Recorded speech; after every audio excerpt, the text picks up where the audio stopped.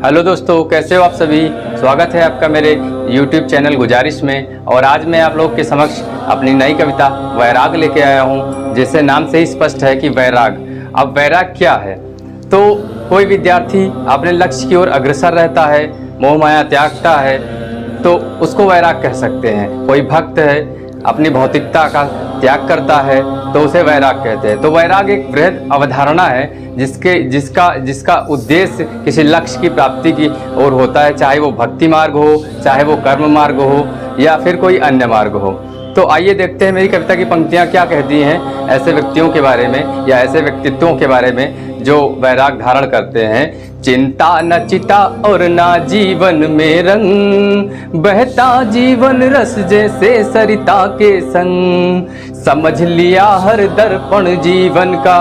तो दोस्तों, वो सारा जीवन का क्या है, अन्याय न्याय, हर चीज़ पे उनका बारीक दृष्टिकोण होता है। तो कह सकते हैं कि उन्होंने जीवन का दर्पण समझ लिया है।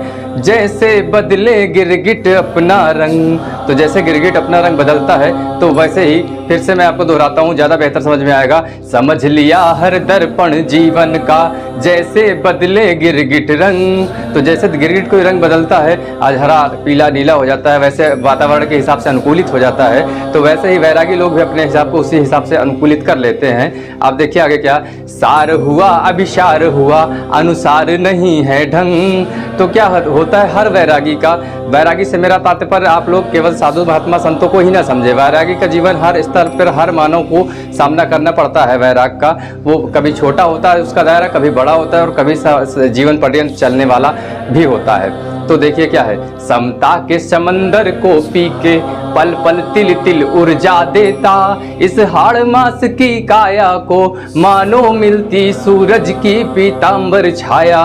तो सब समता मीन्स समानता, ऊंच नीच का भेदभाव, जाति पात का भेदभाव, इन सब चीज़ों से दूर अलग एक वैरागी अपना जीवन व्यतीत करता है, या एक विद्यार्थी अपने मार्ग की ओर अग्रसर होता है। इन सब चीज़ों को, इन सब कुंठित विचारधाराओं को जो उसके बढ़ते हुए मार्ग में अवरोध प्रकट करते हैं, तो उनको वो छोड़ के आगे बढ़ता है। तो अब आगे देखिए इनका कैसे क्या रहन सहन होता है, कैसे इनका जीवन चलता है। तो देखिए क्या है, प्रकृति के लालन पालन से योग सिद्धि की आंगन में, है कठिन साधना साधक की तत्व ज्ञान के पाने में।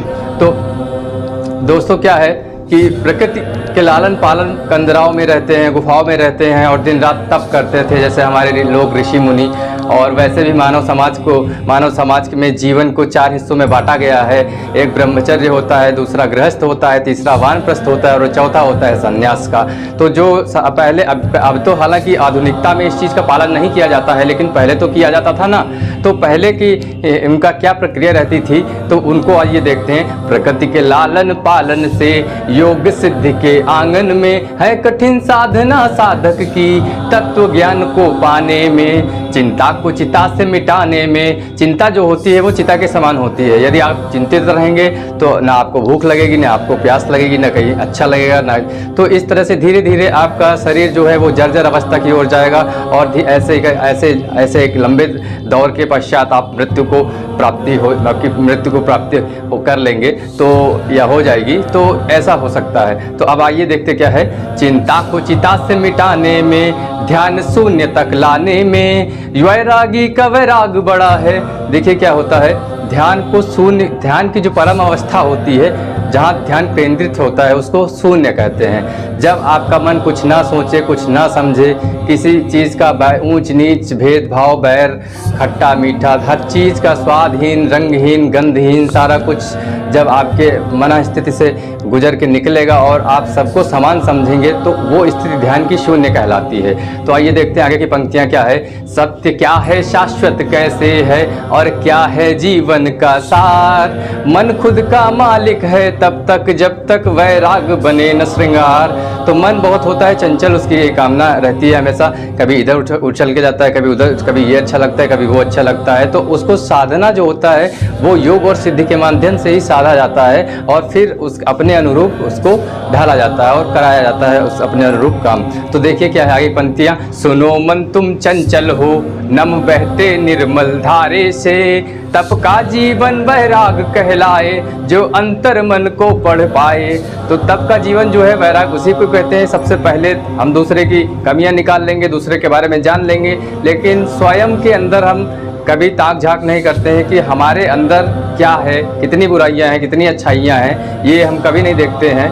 तो मेरा कहने का मतलब वही है, तप का जीवन वैराग कहलाए, जो अंतर मन को पढ़ पाए, प्रकृति की पूजा तप का ज्ञान, ब्रह्म भूख और जलपान। जो तपस्वी होते हैं उनकी भूख ही एकदम ब्रह्म भूख, और जलपान नामात्र का होता है, बहुत ही हल्का भोजन वो करते हैं, सात्विक जीवन बिताते हैं। जिस पंक्तियाँ क्या कहती हैं, प्रकृति की पूजा तप का ज्ञान, ब्रह्म भूख और जलपान, जिसकी श्रद्धा में छिपा हो सिर्फ मानव कल्याण।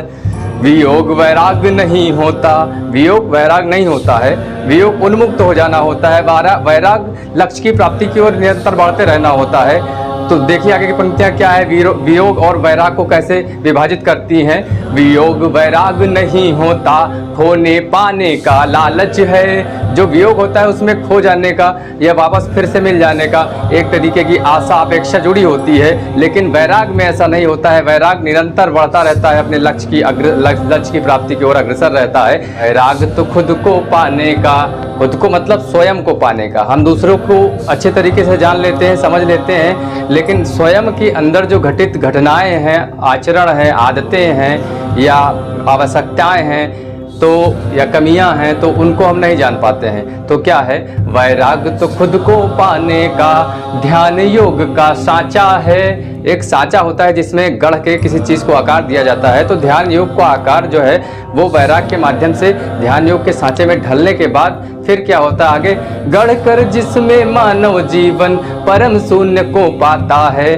तो ध्यान योग के माध्यम से वैराग की राह पे चल के इंसान जो है परम शून्य यानी कि सर्वोत्तम सत्ता या अपना लक्ष्य जिसे कह सकते हो आप, उसको प्राप्त करता है। तो दोस्तों यदि आपको मेरी कविता अच्छी लगी है तो कृपया इसे लाइक करें, शेयर करें और सब्सक्राइब करें, और प्लीज़ बेल आइकन दबाना ना भूलें ताकि मेरे आने वाले सारे लेटेस्ट अपडेट आपको मिलते रहें। Thank you.